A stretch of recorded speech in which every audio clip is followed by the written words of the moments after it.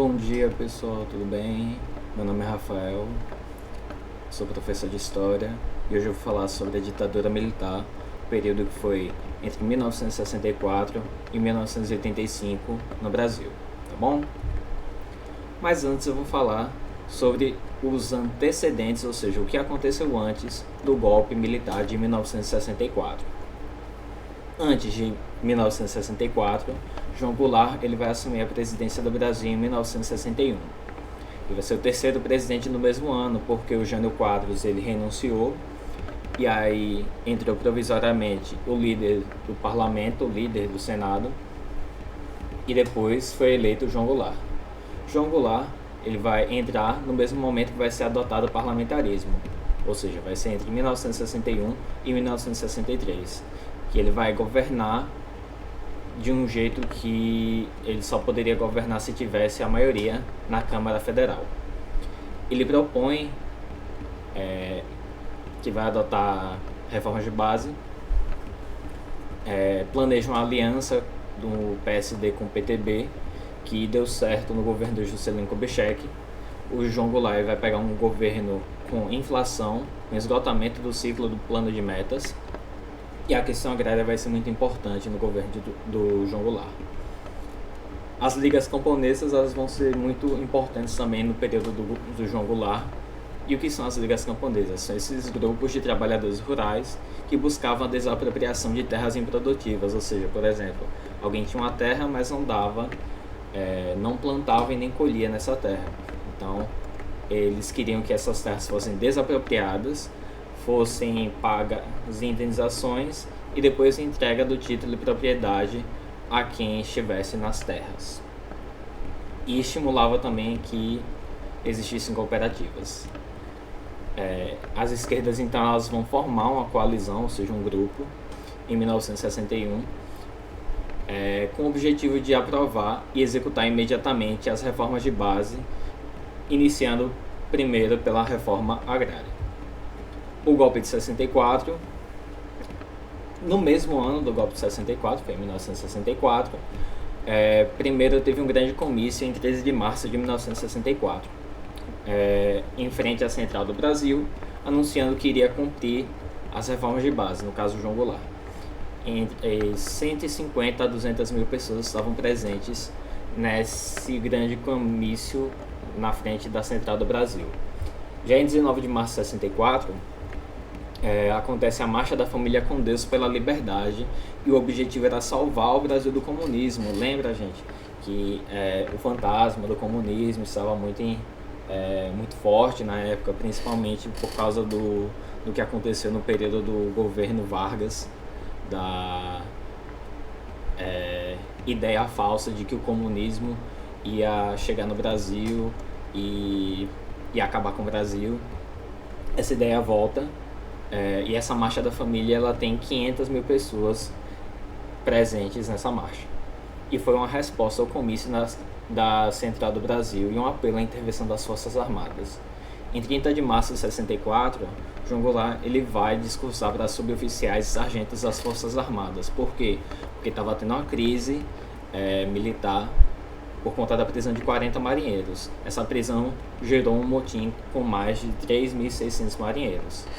Aí já falando do golpe em si, durante a madrugada, o general Olímpio Mourão Filho, que era o comandante da 4ª Região Militar, em Juiz de Fora, Minas, ele atropelou a decisão de um instituto que já estava planejando junto à população e também com os militares, atropelou a decisão deles de fazer esse golpe mais para frente, e aí decide descer com sua tropa em direção ao Rio de Janeiro para tentar tomar de assalto o Ministério da Guerra e depor o governo de João Goulart. E aí as decisões que o Jango, que era o apelido do João Goulart, poderia fazer era impedir o avanço do Mourão Filho, comandar a resistência ou se entrincheirar no Congresso Nacional. Acontece que ele foge e o governo provisório será do líder do Congresso. E depois, como eu coloquei aqui, coloquei um meme que representa os militares correndo atrás do João Goulart fingindo que não estava acontecendo nada e tomou Essa de primeira. Aqui o deslocamento dos militares. Teve o deslocamento que eu falei, né? Saindo de Juiz de Fora, indo para o Rio de Janeiro. As setinhas vermelhas são as tropas golpistas e as setinhas azuis são as tropas do governo.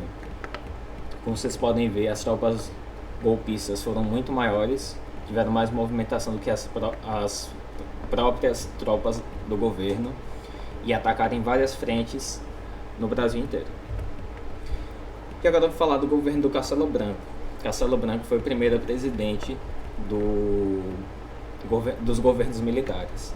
Ele governou de 64 a 1967. Ele surge como presidente através do golpe militar e, ao invés de ter uma eleição direta, ou seja, as pessoas votando para eleger um presidente, quem vai eleger o presidente são os representantes do povo, ou seja, aqueles que estavam no Congresso Nacional. 361 votos para o Castelo Branco e ele foi eleito presidente do Brasil. Já quando foi eleito, ele instituiu uma coisa chamada ato institucional. Os atos institucionais eram como se fossem decretos, ou seja, eram leis implementadas pelo presidente e que tinham efeito imediato. E ele já entra com o AI-1, que é o ato institucional número 1, que vai legitimar o golpe militar, vai perseguir os estudantes, a União Nacional dos Estudantes e as ligas camponesas.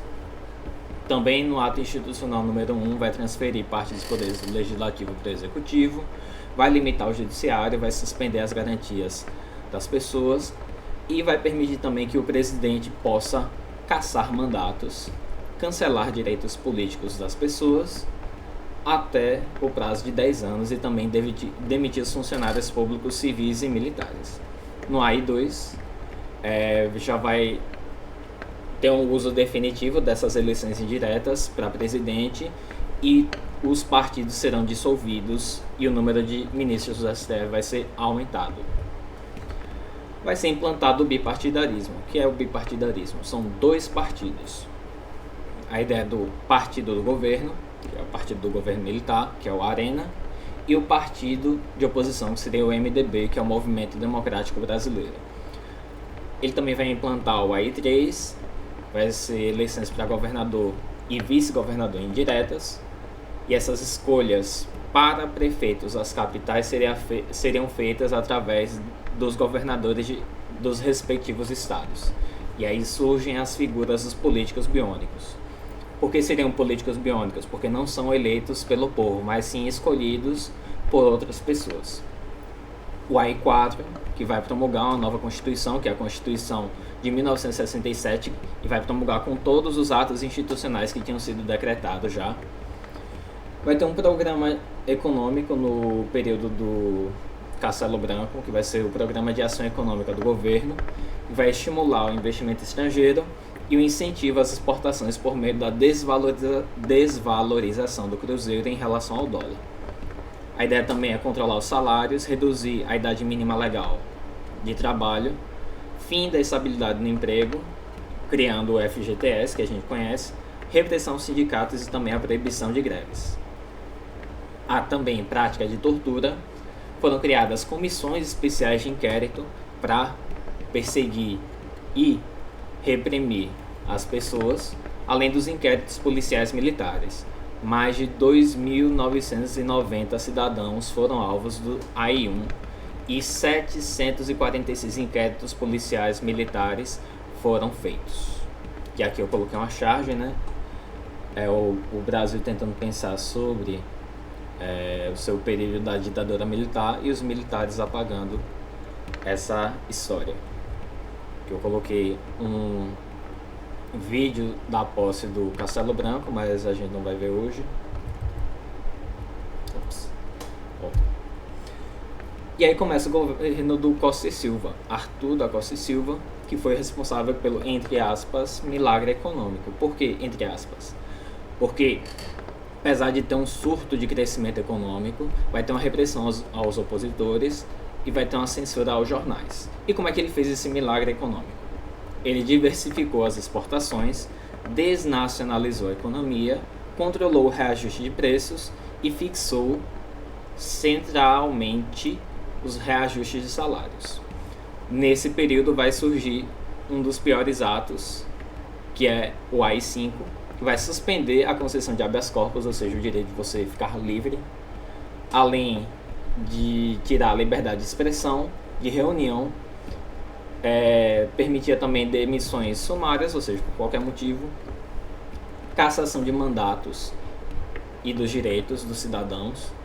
Ainda também determinava que o julgamento de crimes políticos fosse realizado por tribunais militares sem direito a recurso.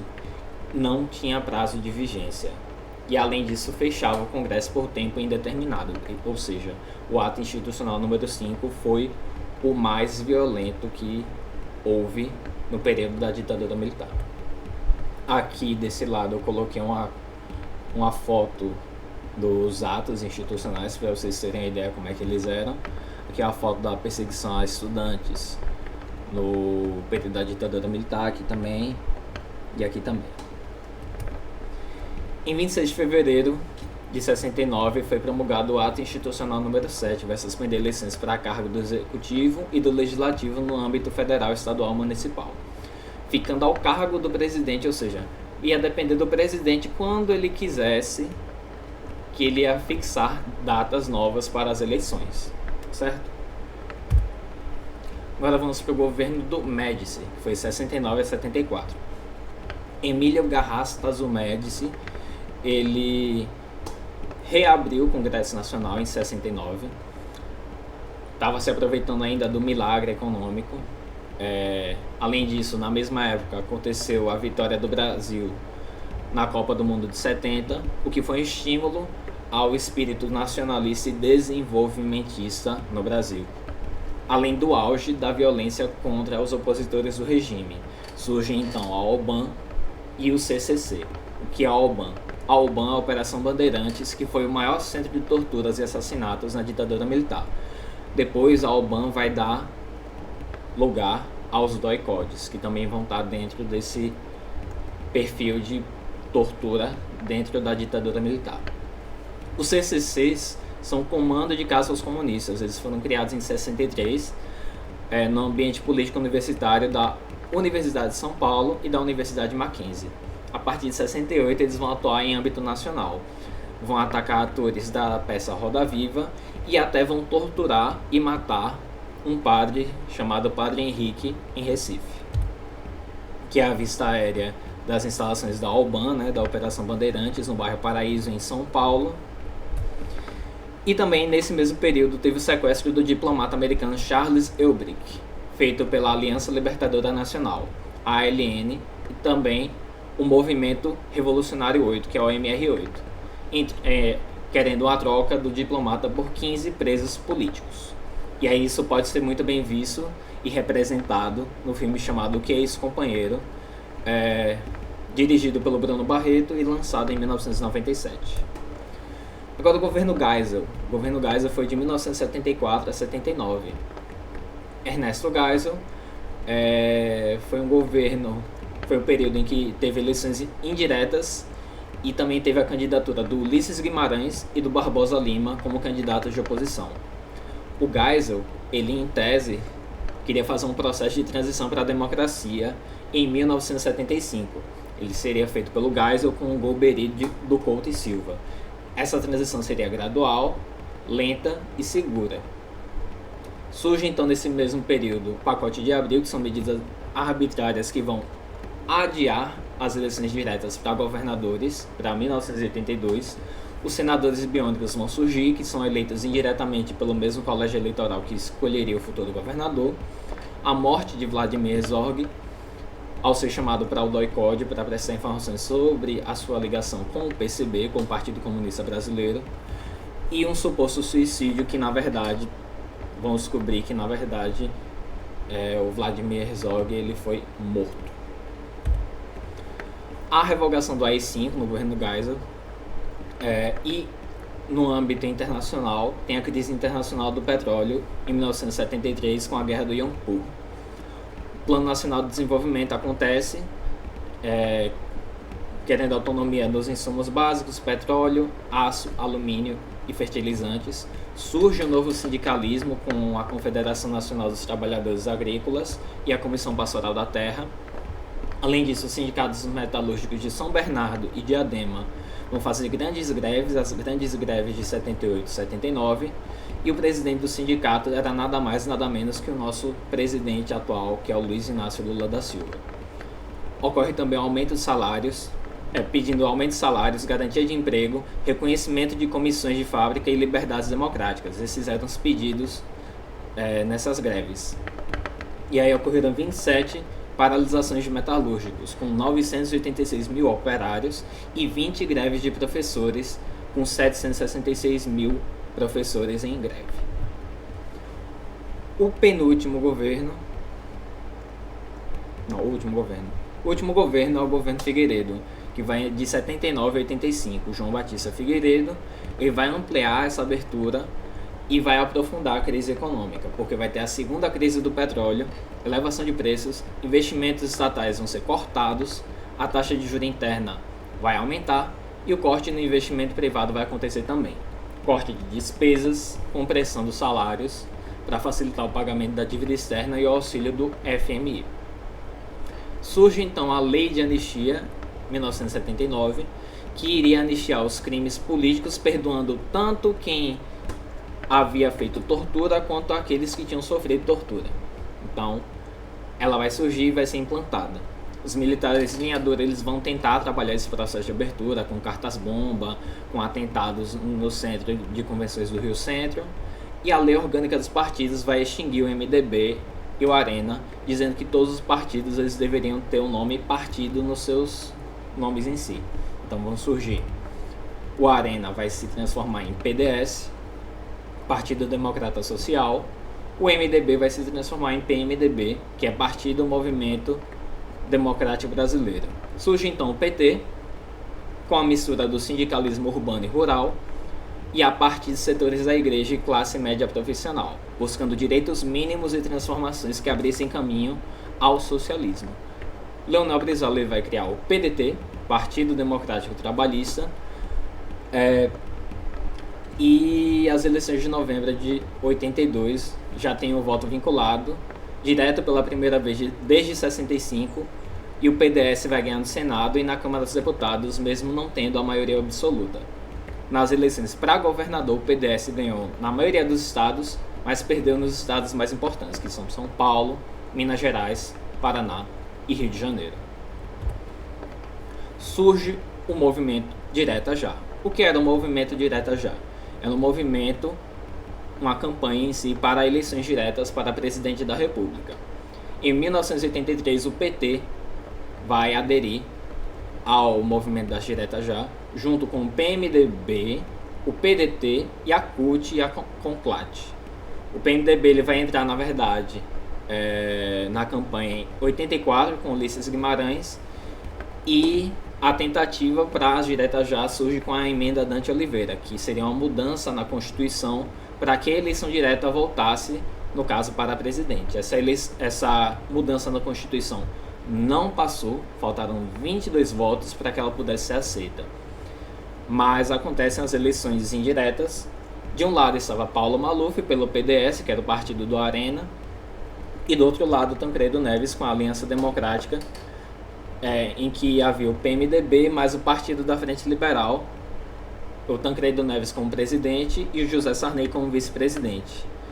E em 15 de janeiro de 1985 acontece a vitória de Tancredo Neves e de Sarney por 480 votos a 180. Então assim termina a ditadura militar no Brasil. Espero que vocês tenham gostado e até a próxima.